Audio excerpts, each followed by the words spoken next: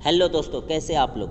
दोस्तों उम्मीद करता हूँ कि आप सब लोग ठीक होंगे। दोस्तों संडे नेचर गाइड चैनल में आपका फिर से एक बार स्वागत है। मेरा नाम है चितरंजन और आज मैं आपसे बात करने वाला हूँ प्रकृति से जुड़ी एक बहुत ही विचित्र घटना के बारे में। दोस्तों पिछले एपिसोड में हमने जाना था कि पृथ्वी पे जीवन के रूप में सबसे पहले कदम किसने रखा, लेकिन दोस्तों हम आज के इस एपिसोड में जानेंगे कि पृथ्वी पे असंख्य प्रकार के वनस्पतियों का जन्म कैसे हुआ और वो इनके हमारे जीवन में क्या योगदान है। तो चलिए दोस्तों बिना टाइम वेस्ट किए हम चलते हैं हमारे आज के एपिसोड की तरफ और जानते हैं इन्हीं सब विचित्र सवालों के जवाब। दोस्तों वैज्ञानिकों को उत्तरी चीन के चट्टानों में 1 अरब साल पुराना शैवाल मिला है।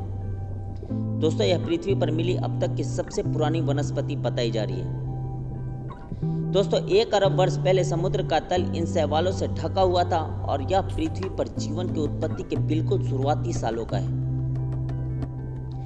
दोस्तों रिसर्चरों का कहना है कि इस पौधे का नाम प्रोटोरोक्लैडस एंटिकस है। प्रोटोरोक्लैडस एंटिकस है जिसका आकार चावल के दाने के बराबर है और इसमें कई शाखाएं हैं। यह छिछले पानी में था जो समुद्र की सतह से जड़ जैसी एक संरचना के सहारे जुड़ा हुआ था।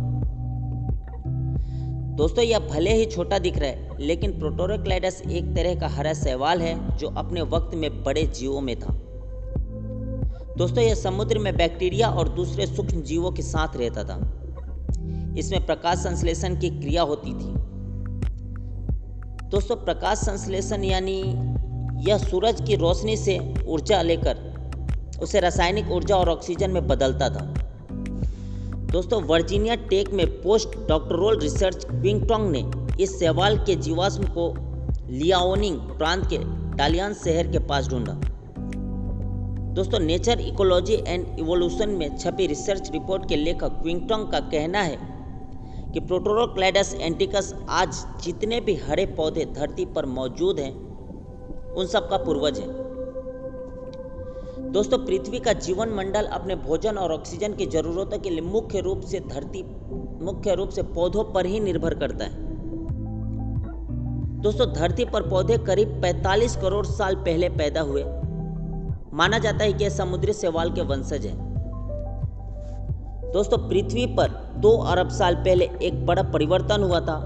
सरल बैक्टीरिया जैसी कोशिकाओं से यूकैरियोट जैसे सदस्यों का जन्म हुआ जिनका विस्तार आगे चलकर कवक पौधे और जीवों के जन्म में हुआ। दोस्तों शुरुआती पौधे एक कोशीय जीव थे।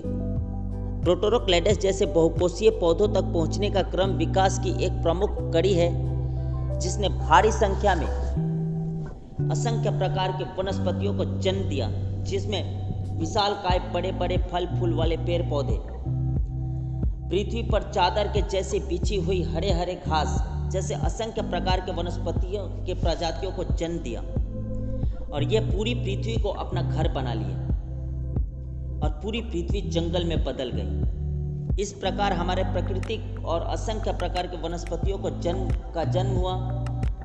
दोस्तों इनका हमारे जीवन में बहुत बड़ा योगदान है। अगर मैं आपको सरल भाषा में समझाऊं तो पृथ्वी का जीवन अपने भोजन और ऑक्सीजन जैसे महत्वपूर्ण जरूरतों के लिए मुख्य रूप से इन पौधों पर ही निर्भर है।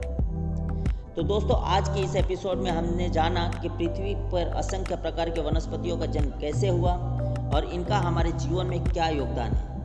दोस्तों आज के इस एपिसोड में बस इतना ही। आने वाले एपिसोड में हम जानेंगे कि प्राकृतिक से जुड़ी एक और विचित्र घटना के बारे में। तब तक के लिए आप अपना ख्याल रखिए और मुझे दीजिए इजाज़त। नमस्कार, आदाब, सत श्री अकाल।